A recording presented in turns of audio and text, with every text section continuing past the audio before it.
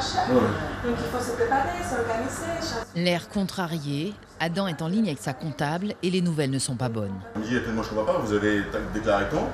Alors, comme à chaque fois, et là, bizarrement, t'as dit où je ne pas. Depuis le 14 mai, les restaurateurs de Guyane sont fermés, le moral est au plus bas. J'ai plus que le moral à zéro, hein. Comme beaucoup de mes collègues de Cayenne à Saint-Laurent, passant par Mana, pas tous les restaurateurs d'ailleurs. On ne peut pas dire qu'on est bien, on est dans une détresse psychologique, mentale catastrophique. Des aides qui tardent, des institutions injoignables, les restaurateurs se sentent abandonnés.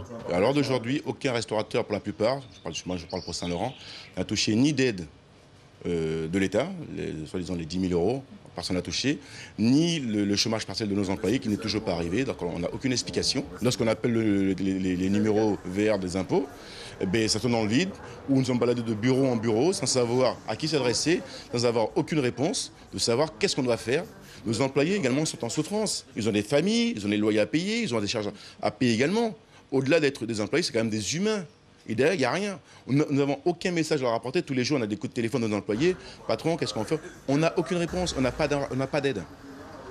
Donc le problème là, c'est qu'à un moment donné, qu'est-ce que l'État attend? Est-ce qu'il faut qu'il y ait une grande catastrophe, comme on entend ici ou là, des suicides, des gens qui pètent les plombs?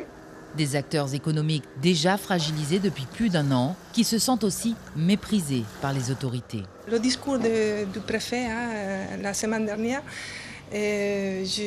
moi, ça m'a beaucoup affectée parce que je trouvais ça, je sais pas, il était presque mon cœur. Monsieur le préfet, je vous dis directement, ça a été dur pour nous d'entendre ça, quoi. Mais c'est aussi un sentiment d'injustice qui ressort de cette gestion de crise. Quand je vois tous les magasins ouverts, quand je vois ici surtout à Saint-Laurent, que c'est le gros problème, c'est tous ces gens qui travaillent, qui ne sont pas déclarés, qui sont illégaux, ils continuent à être ouverts à n'importe quelle heure et tout.